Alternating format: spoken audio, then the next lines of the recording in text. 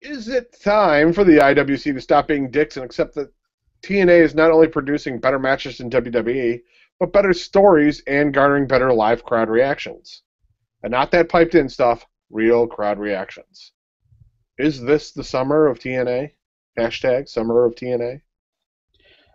Absolutely. It's been well past time for the IWC to stop being dicks, but yeah, TNA has been doing amazing up in New York City, and it's it's evident to anybody who watches. Even most people that have been down on TNA for the longest time, they're acknowledging it on the Google in the Google community, on the internet at large. So yeah, absolutely, it's way overdue. It's well deserved. TNA is putting on a lot of great content, and people need to recognize that.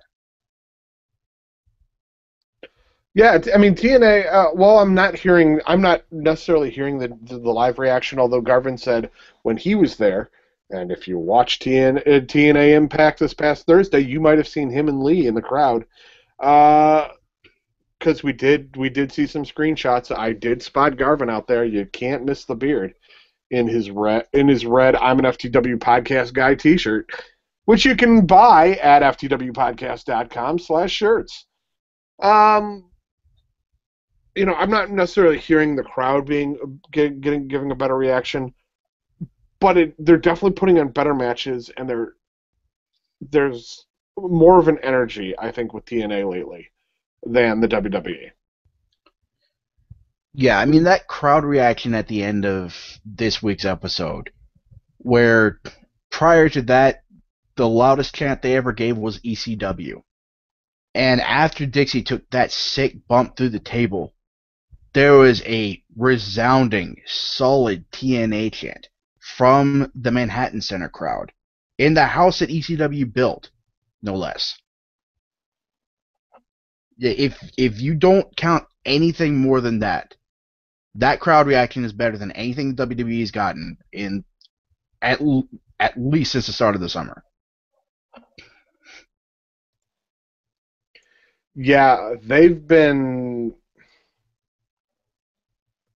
Yeah, Dixie going through the table was amazing. I mean, the crowd did pop, and you're right. It is the house that ECW built, and they got that great reaction.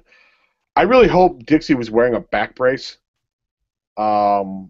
because she's not used to taking that bump. Granted, if you watched it over and over, Bully's ass took the entire brunt of that table. Mm-hmm. But as she makes the impact, she bounces up right on her neck. I saw that, and I'm like, oh, God. Because she's not prepared for that kind of bump. I mean, no matter what she did, she was not prepared for that bump.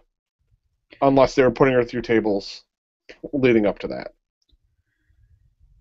Yeah, I mean, in kayfabe, they're saying that she broke her back. In reality, they are saying that she does have broken ribs from that impact. And looking at that, I can believe it. I mean, she took that bump hard. Yes, she did. But props to her for taking that bump, because I don't think anybody really expected her to.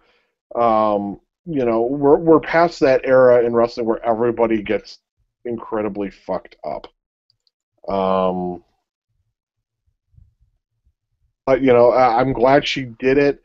Everyone's excited for it, and props to her. It really got the crowd going. It gave them something to promote ahead of time. Which, if you really wanted to see it ahead of time, you just need to go to FTW or YouTube.com/the FTW podcast, and you could have seen it like a month ago. And for those of you asking in the live chat, no, T-shirts are not $9.99. We are not the WWE Network. We are the FTW Podcast Network, consisting of 1.5 shows, being this podcast and Wrestling with Beer. And T-shirts are $15 plus shipping and handling. You can take a look at ftwpodcast.com/shirts. And that link is also in the live chat. FTW Podcast.